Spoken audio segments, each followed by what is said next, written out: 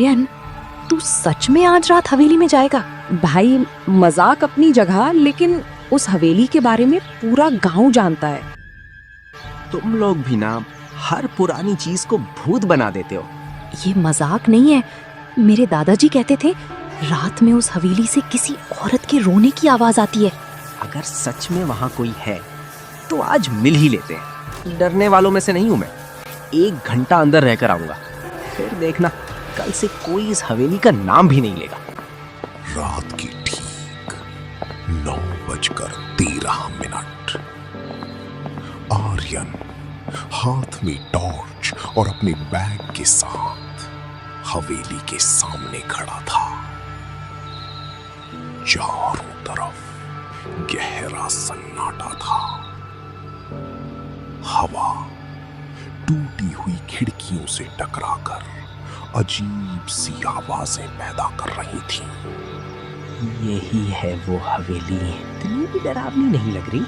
चलो देखते हैं अंदर क्या है।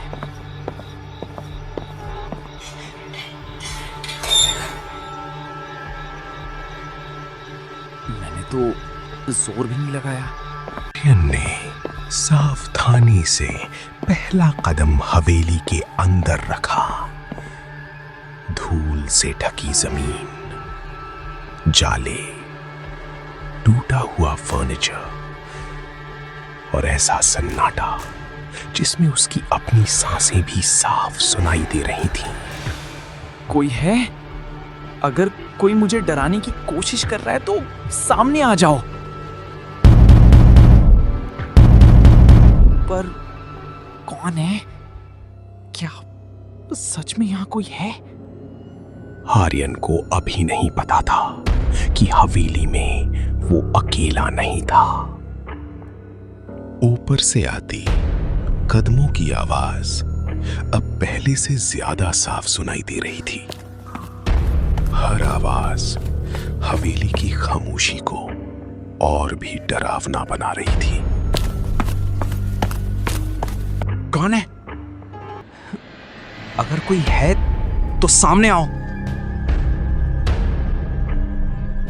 शायद मेरा वहम था।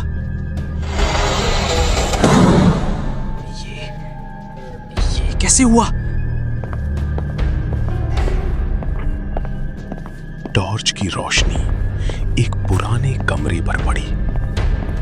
उस कमरे की हर दीवार पर गहरे खरोच के निशान थे।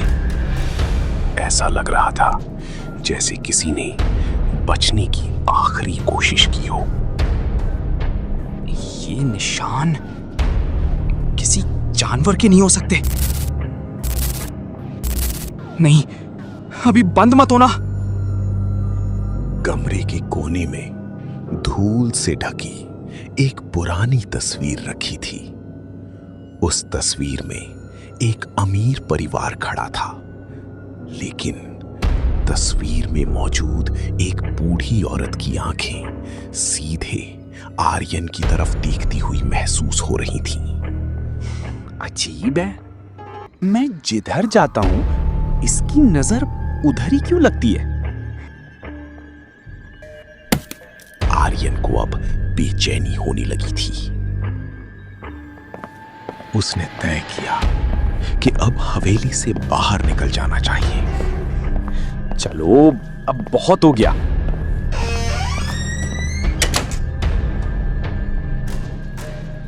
नहीं नहीं, खुलो।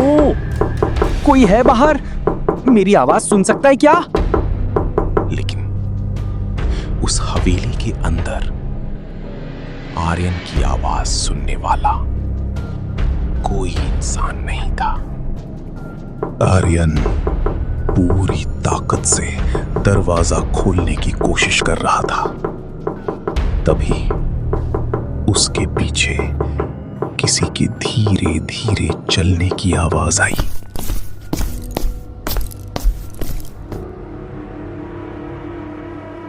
कौन है? टॉर्च की रोशनी कमरे के कोने पर पड़ती है। एक बूढ़ी औरत दीवार की तरफ मुंह करके खड़ी थी। उसके होंठ लगातार कुछ बुदबुदा रहे थे। एक और आत्मा। आज हवेली फिर खाली नहीं रहेगी। तुम कौन हो? बूढ़ी औरत धीरे धीरे आर्यन की तरफ मुड़ी। उसकी आंखें पूरी तरह काली थीं और उसके चेहरे पर एक डरावनी मुस्कान थी। मैं इस हवेली की आखिरी मालकिन हूँ। बहुत साल पहले मुझे धोखा देकर यहीं जिंदा दीवारों में चुनवा दिया गया था। तब से जो भी इस हवेली में आता है उसकी आत्मा यहीं कैद हो जाती है। नहीं, मैं यहां मरने नहीं आया। अचानक कमरे की दीवारों से सैकड़ों फुसफुसाहटें सुनाई देने लगी। टॉर्च की रोशनी दीवारों पर पड़ी और आर्यन ने देखा दीवारों के अंदर दर्जनों चेहरे बाहर निकलने की कोशिश कर रहे थे। हे भगवान, ये क्या है? ये सब मेरे मेहमान हैं। अब तुम भी इन्हीं के साथ रहोगे। बूढ़ी औरत धीरे धीरे हवा में तैरती हुई आर्यन की ओर बढ़ने लगी। कमरे का तापमान अचानक बर्फ जैसा ठंडा हो गया। दूर रहो, मेरे पास मत आना।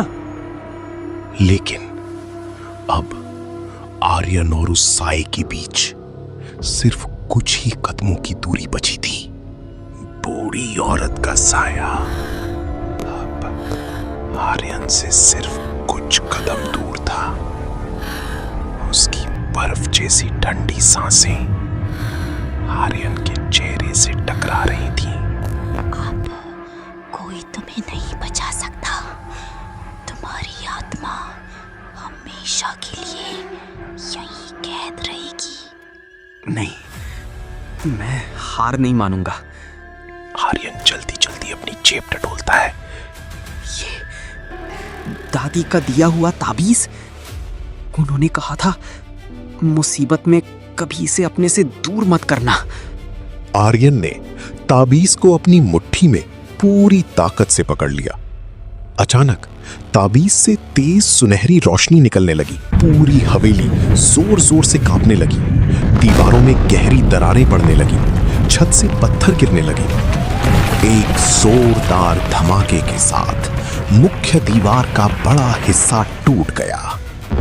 बाहर से आती सूरज की पहली किरण सीधे उस बूढ़ी औरत पर पड़ी। नहीं, मैं फिर वापस आऊंगी।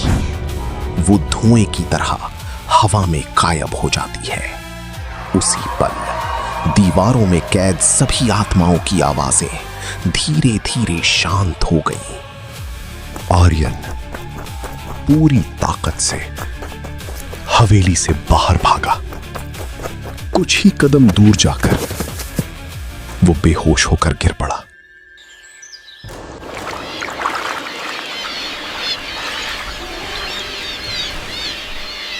अगली सुबह आर्यन, आंखें खोल। भगवान का शुक्र है ये जिंदा है। बेटा, अंदर क्या देखा था? आर्यन कुछ पल चुप रहता है। उस हवेली का दरवाजा कभी मत खोलना। उस घटना के बाद आर्यन ने कभी उस हवेली का नाम तक नहीं लिया। लेकिन आज भी जब आधी रात को पहाड़ी पर हवा चलती है तो उस पुरानी हवेली के अंदर से एक बूढ़ी औरत की धीमी हंसी और किसी के रोने की आवाज साफ सुनाई देती है। शायद वो आज भी अगले मेहमान का इंतजार कर रही है।